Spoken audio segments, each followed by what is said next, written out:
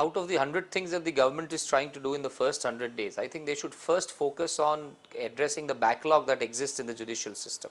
And the best way to do that would be the night courts or the evening courts that Gujarat already has as a role model given to the country.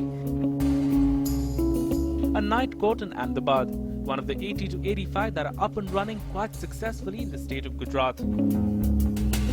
Launched in November 2006 to take care of the pending cases filling up the walls quite literally, night courts have been a huge success with 5 lakh cases having already been disposed of.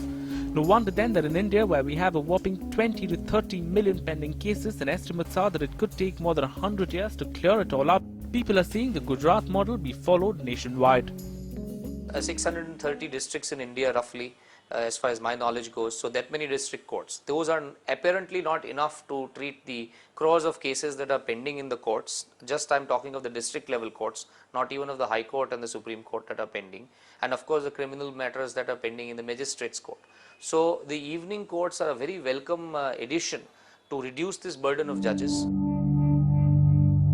Night courts and additional man hours will no doubt put a huge amount of stress on the system, considering the current shortfall of judges and lawyers. As of today, trial courts have a judge strength of 13,556 against a sanctioned one of 16,685, and the 21 high courts in India are working with just 635 judges as against a sanctioned strength of 886. So the long-term solution of course lies in more government investment in training institutes and colleges to increase manpower and talent, because the magnitude of the problem is huge, also affecting industry and businesses.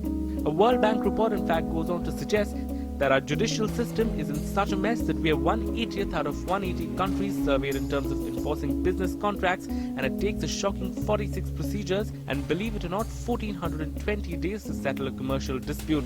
No wonder then that industry bodies have been quick to advocate the concept of night courts and not wait for more physical infrastructure to expedite the judicial process. If you were to look at creating a similar kind of infrastructure once again, then the overall amount of capital cost that is involved, the time that is required, and the assets that are required for particularly acquisition of land and other issues would take enormously long. This is something that is available, can be done immediately. Justice delayed is justice denied, and that's the reason several stakeholders in the society firmly believe that the time has come where government seriously needs to think to start evening courts across the country, across the nation. And this should be one of the top priorities, one of the top agendas among the 100 things trying to be done.